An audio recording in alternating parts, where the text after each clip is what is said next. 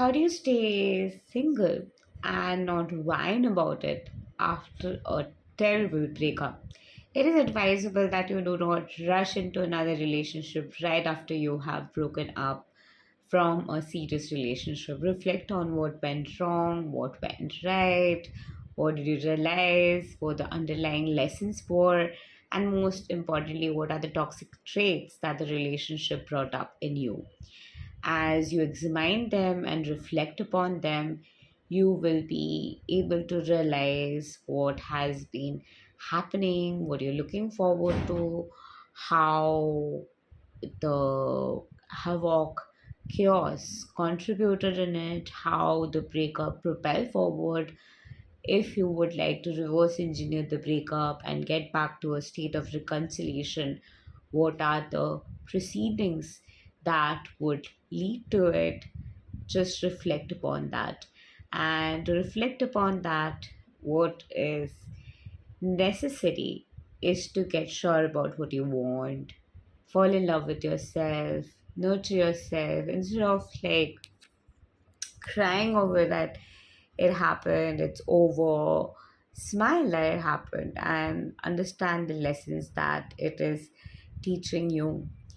And more you reflect upon that, more you understand that, the more you will be able to choose for yourself. And this is what would be the best advice, I believe, from my end for a person who is just coming out of the relationship and wondering about the next relationship. Don't do that. Get to know yourself more. And this is a pivotal point to connect to yourself, connect to your true essence, getting to know your true essence, realizing your true essence, understanding what you are all about.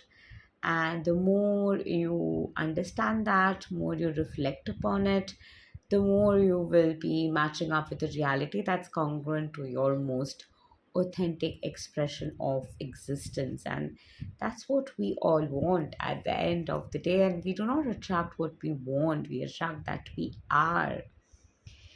So continue to vibe in your most authentic vibration and know that you deserve someone who really matches your frequency, and everyone deserves someone who matches their frequency. And for the highest good of all, wish that everyone is finding their best matching frequency. Everything happens for a reason, and certain times some lessons leave in us an imprint where we are left wondering that why did we even go through that kind of situation. Maybe our heart has completely shut down and we feel betrayed and broken, and we do not want to even get into a relationship because of that. Or it could be that it's just that we do not want to experience love again because we have loved that person so much with our heart and soul that we do not want to replace that person again. And that love itself becomes a mode of inspiration, guiding us to find what is truly in alignment to us.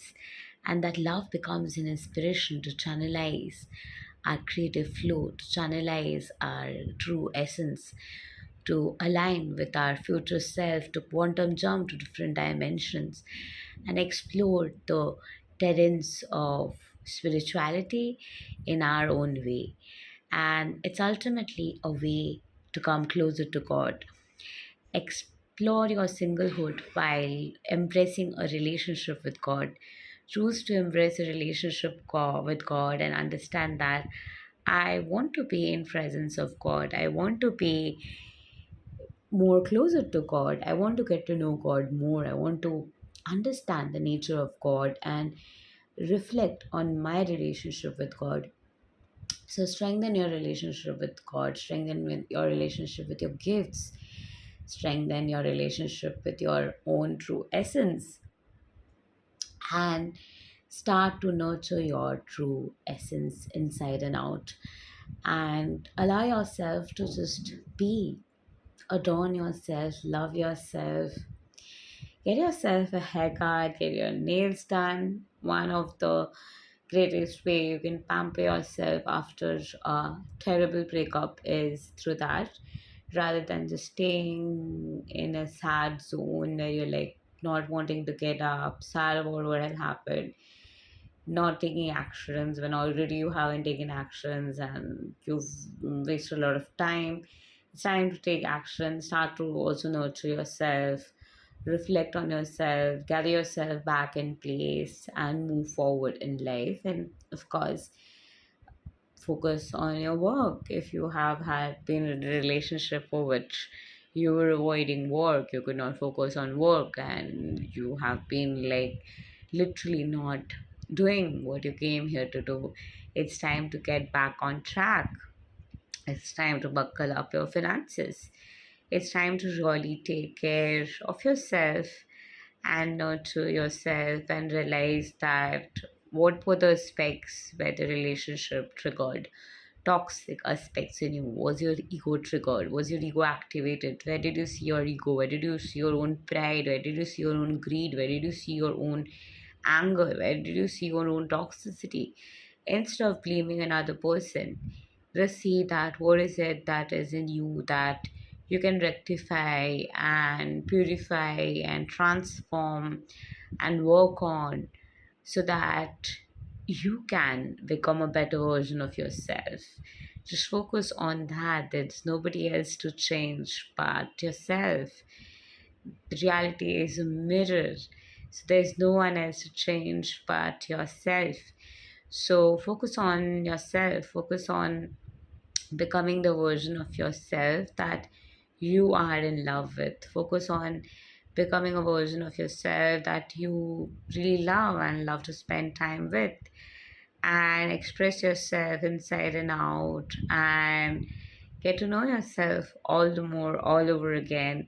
Because a lot of times when we get into a relationship and lose ourselves, we feel disconnected from our own selves. So get to know yourself again, understand your true vibration, understand your true frequency, understand your likes, dislikes, understand your true rhythm. And more you align with all of these awareness, everything will start to fall in place and life will start lifing again, and you will feel more connected to life and you wouldn't feel like you're lonely. And yes, of course, you will miss their physical touch, miss their physical presence. Do not run away from those moments. Allow those emotions to pass through. Cry when you're being called to cry. Purge when you're being called to purge. And again, process your feelings. Come to a state of integration and keep moving forward by making a choice in the moment that aligns with all that is, that you feel more and more present and keep moving forward. Every time life brings you to a state where things are difficult and you're going through upheavals, it's happening for a divine purpose, it's happening for a divine reason. And no matter how difficult it feels now, no matter how havoc it has been, the end is for good. And without an end, there cannot be a new beginning. So, no matter what has happened, what has it taught you? And how have you evolved now as a soul? And what are the wisdom that it has culminated down in you?